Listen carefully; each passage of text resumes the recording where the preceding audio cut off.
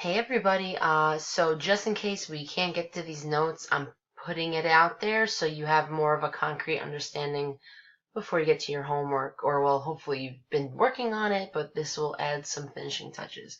So we have the Byzantine Empire, which is the Rome part two, essentially, of the eastern half of Europe. As the western portion of the Roman Empire fell, collapsed, crumbled into chaos and disorder and the Dark Ages, the eastern side, the wealthier and healthier side, continued to flourish for another 1,000 years after the fall of Rome. So here we have the Byzantine Empire, and this map is showing you the area controlled by the Byzantine Empire at its height. So it did not start like this pretty much, but it eventually expanded its borders from there. So, Byzantine Empire. Technically, when Emperor Constantine moved the capital of Rome to Byzantium and changed its name to Constantinople, it started establishing the fact that there was a shift in power, and the shift in power was going to the eastern portion of Rome rather than the western portion of Rome. And luckily for Constantine, his choice of picking a new capital worked out well for him. The capital of Byzantium, which again becomes known as Constantinople, was located along a peninsula which had the Bosphorus Strait, allowing it access to many trade routes that connected, of course, the empire to other areas of the world. It wasn't up until Western Rome fell to the barbarian groups, one such being the Huns, that it would be considered as a separate empire. Now, the importance of this location for the emperors of the Byzantine Empire was for several reasons. First off, as I said earlier, you have access to key trade routes, which are going to enable you to continue transactions and allow for different resources to and from the epicenter of your empire. But also, it was great for military reasons and political reasons.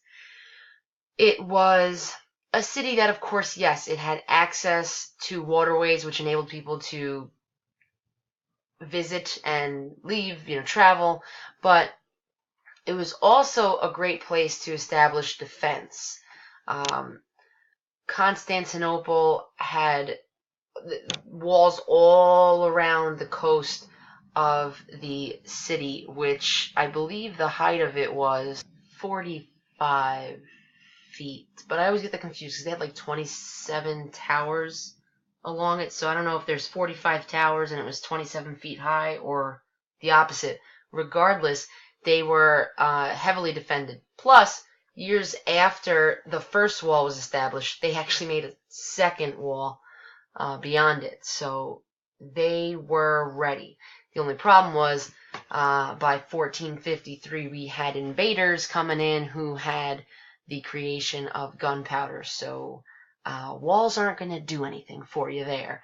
So again, the geography or the location of Constantinople was for economic reasons, military reasons, and of course cultural. The location, if you zoom out from here, you would know that this is in the center. It's like Southwest Asia, or I'm sorry, it's Eastern Europe. So you're connected to Southwest Asia. There's a lot of different folks from different lives coming in here. You can actually trace it to some parts of the Silk Road. So you have different goods coming in, different foods, different religions, different ideas. And so again, there's several different reasons why the location of Constantinople was important. One of the most famous rulers of the Byzantine Empire, and actually the only one that is really worth knowing, is Justinian and his wife Theodora. And I feel personally, in my opinion, Justinian wouldn't be as significant as he's remembered if it wasn't for his wife. So first, let me tell you a little bit about his wife. His wife was not born into royalty. She was born as, how would you say, I guess for lack of better words, poverty. And to make matters worse, at a very, very young age, like 5, her father died. So she was definitely struggling with her siblings and her mother, who eventually would remarry. And by the age of 12, Theodora began making money acting. She was an actress. By 14, she gave birth to her first daughter, and it was common for actresses at this point to also be making side money by being a courtesan, a prostitute, and she was participating in that. And so after a while, she would take on different jobs, and what I mean by that is different men, and she even became a mistress to a very high-ranking governor in one of the other areas of the Byzantine Empire, I believe. But that didn't last very long. She eventually went back to, I think it was Egypt, and it was here where her and Justinian would meet. And from the story I heard, she was acting, he was part of the audience, and he saw her, and he enjoyed her passion on the stage and her beauty, and they became friends, and they eventually would fall in love, and he would marry her. And he wasn't actually emperor yet at this point. She actually was by his side as a wife, and they rose to the throne together. Now, the reason why I say he wouldn't be who he was in history if it wasn't for her was because although when he did become emperor, he was most noted for his public works. He participated also in creating a system of law, which was known as Justinian's Code, and Justinian's Code preserved Greco-Roman law. So that's another thing that I'll talk to you about in a minute. But his claim to fame was also in public works. So he would fund projects that would aid the public. One of those things being the Hagia Sophia, which is seen here. It still stands today, but it's a mosque now, and that makes sense later on because you're going to find that the Byzantine Empire gets taken over by the Ottoman Turks, who happen to be Muslim, and they take all of the churches and they establish them as mosques. So the Hagia Sophia, once this beautiful Christian church, which meant holy wisdom, would eventually change into this gorgeous mosque that houses the 4 minarets that you see in the picture on the right. And again, if you look at this building set in Constantinople, there are remnants of other pieces of heritage. There's the dome, there's the arches. I'm sure there's some columns somewhere in here. So there is hints of Greco-Roman features in its architecture, which, gives a little pat on the back to the Greek and the Romans, because you could tell right away that even in the classical period, people are beginning to mimic it outside of Rome and outside of Greece. Now, again, here's the inside of the Hagia Sophia. It's beautiful. It's grand. It's not simplistic. So there's a lot of different details to it. Of course, this is a modern version, so you're going to see Arabic written here. So again, those are the hints of Arab features to it. Now, there was a moment, and there's I thought I had a picture of it. I guess not. There's a picture online somewhere of something called the Hippodrome, and this was a place where chariot races would happen. A lot of competitive games would occur, and I don't know, back in the day when I used to have pep rally in the high school, we used to do it in the gym, and each grade would have a different section of the bleachers, and each grade would have a different color that represented them. Just like at the end of Spirit Week, freshmen are one color, sophomore another, blah, blah, blah. So in the gym, it would get pretty heightened because we would be screaming across at each other, and we were united as one by the color of what we were wearing, and that we were all in the same grade. So it would get intense. And they've since ended that, not because there's way more people and students in the school now than there was then, but also because it really brought in the sense of competitiveness that was negative. It was very unsportsmanlike, and that's what was happening in the Hippodrome. And there were these, I think it was the blues and the greens. There were other colors too, like white and red, but the blues and the greens were the ones who were really heightened by each other.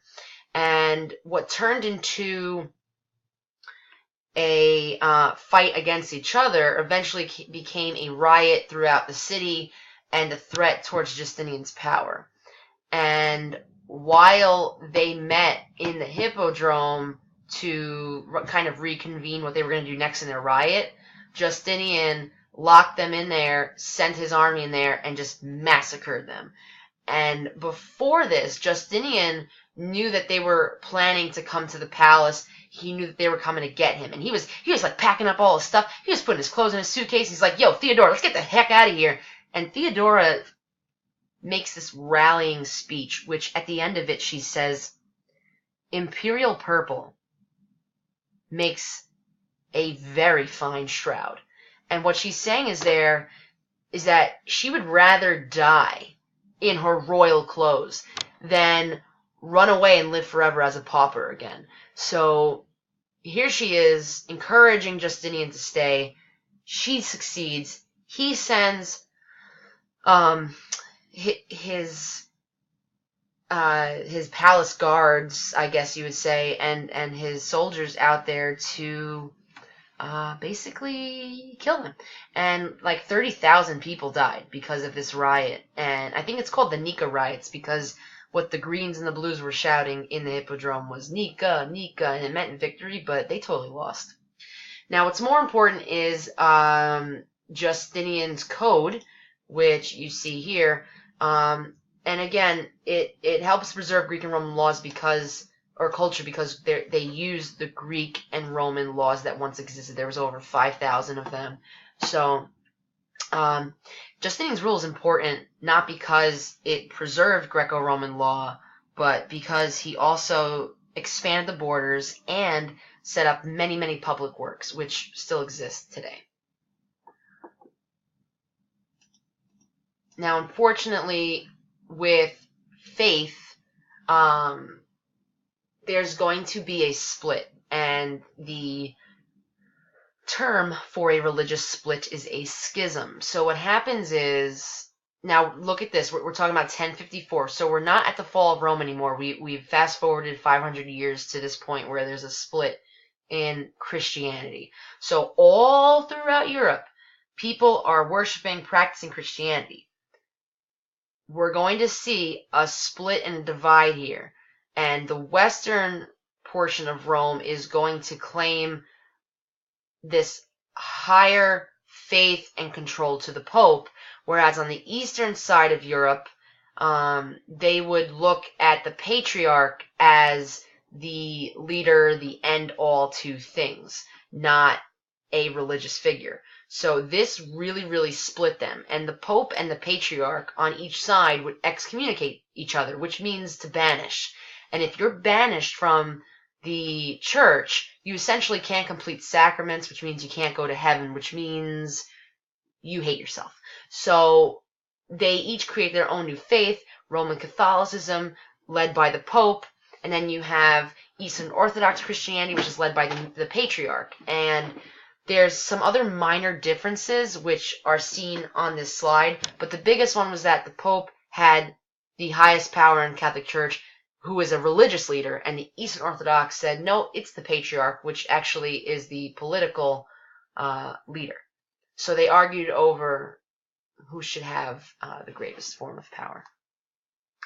And from here, we're going to see many, many other splits of Christianity from here. But I also want you to keep in mind that in Europe itself, around this time, Christianity wasn't the only religion making its way. Islam was too. It spread all from through here, across North Africa and into Spain.